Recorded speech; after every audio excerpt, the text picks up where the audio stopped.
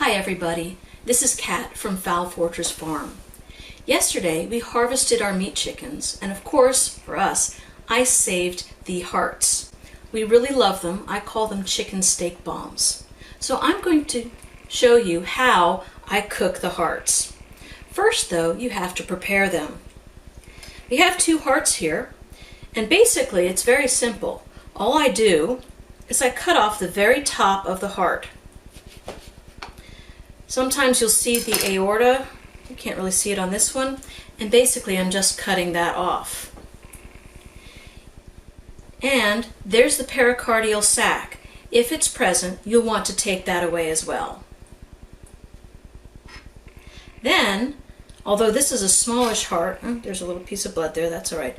Although this is a smallish heart, what I do is I cut them in half. And that way they're small bite-sized pieces. Let's do another one. This is a fairly large heart, so I'm definitely going to want to cut it in half. There you can see the little bit of the aorta showing. So again, I just cut off the very top. I take off the top. I take off that pericardial sac. And you notice I'm leaving the fat. Fat is flavor, so go ahead and make sure you leave it on. And slicing it open. There we go. That's all it takes to clean a heart. Okay, now it's time to season the hearts.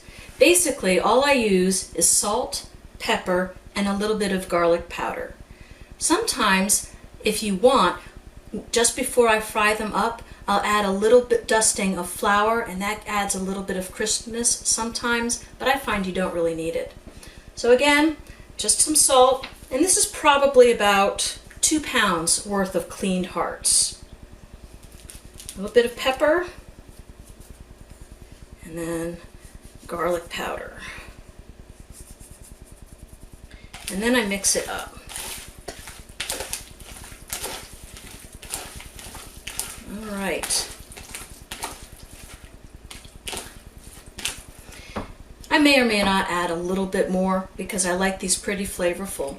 But what you do want to do, especially with the garlic powder, is you want to let this rest for at least 15 minutes so the garlic powder has a good chance to bloom. And then I'll take you over to the stove and show you how I cook them. Okay, well now it's time to cook. I have actually already preheated my skillet. I had to turn it off while we adjusted cameras. But you're going to want about a medium-high heat on your skillet. I, of course, adore cast iron, but certainly any other skillet will work pretty well. I would recommend, though, I don't think that it would work so well with something that's a non-stick, because you want a little bit of browning. So, I have the skillet. It's on medium-high. It's warmed through, which for cast iron is going to take about 2 or 3 minutes. Then I'm going to put in a nice, generous pat of butter. Please make sure you use real butter. Don't use margarine. If you're growing your own chickens, you've got, hopefully, good butter. All right. Swirl that around a little bit.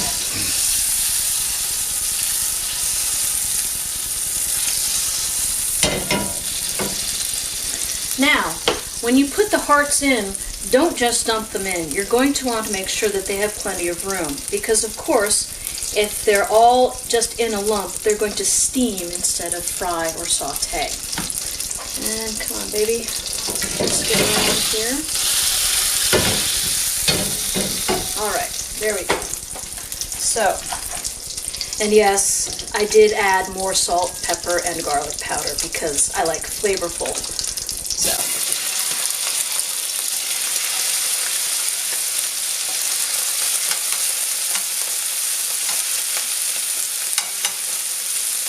That's about right, maybe a little bit more. There we go.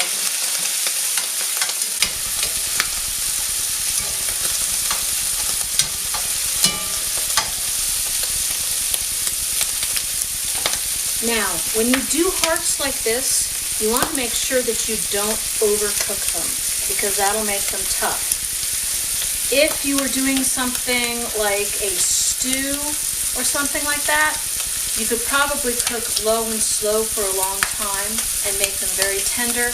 I've never done that because we really enjoy it this way. So you want to make sure you get a good brown.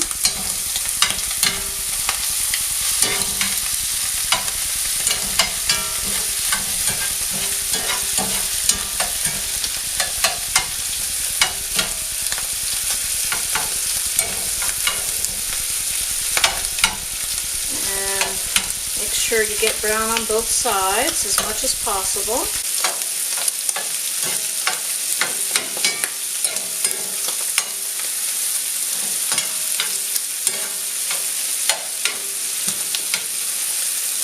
Let that sit for a while. It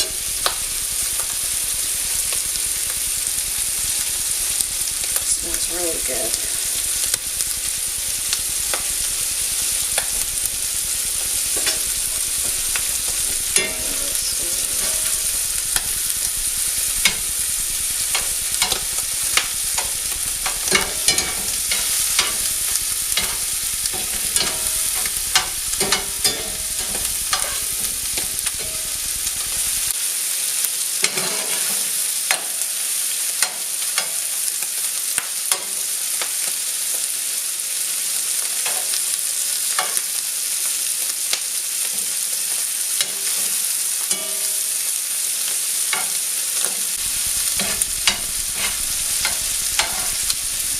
That guy there, I think I need to let go a little bit longer.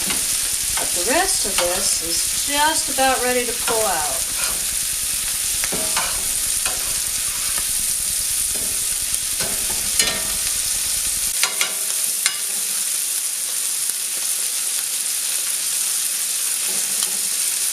Excellent.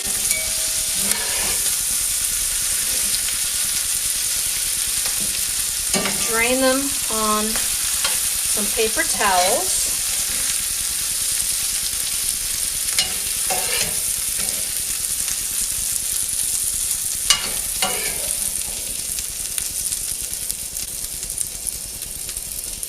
Drain them a little bit. Let that last guy finish cooking. And basically, that's all that there is to it. One of the things that we like to do is we like to dip them in some peanut sauce, Thai peanut sauce, which is really good. Anyway, we're going to start eating on these, and I'm going to cook the other half. But I hope that you try this recipe sometime, and I hope you like it as much as we do. This is Kat Wilton from the Fowl Forkers Farm. I hope you have a great day.